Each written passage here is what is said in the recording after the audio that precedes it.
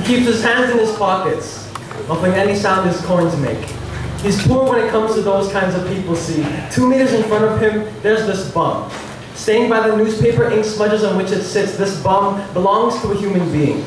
And she has eyes like oysters, as if holding a heavily guarded secret, so she feels she has something worth protecting.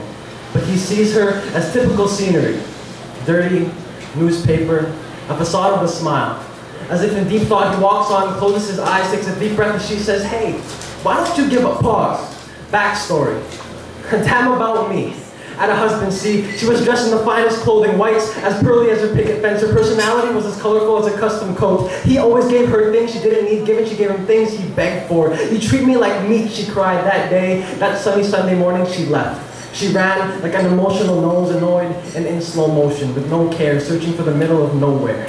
She roamed the streets like one person in love, passionately attached to nothing, until dusk felt like sleepy eyelids. And she dropped down, looked around, and found foundation in the ground. For once, she was a skyscraper.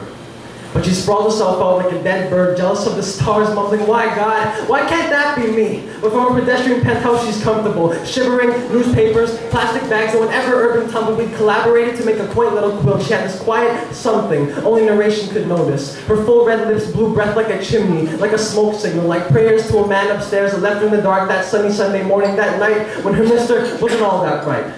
So she sleeps, and she sleeps, and she sleeps like a second-hand Disney princess, waiting for a dam to be given, or at least a facade of a smile. So he walks on, closes his eyes, and don't be mistaken, she's a woman who found freedom away from a lost home, who was as happy as a woman who found freedom away from a lost home. Unpause.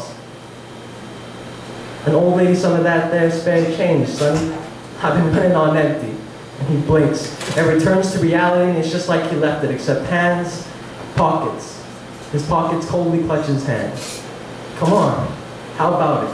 2 meters, except she is 2 meters back there. Spare change, but it yearns for attention, muffling any movement his hands make. So he looks behind him, not at her, just behind him.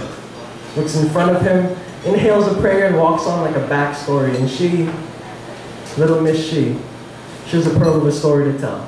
Thank you.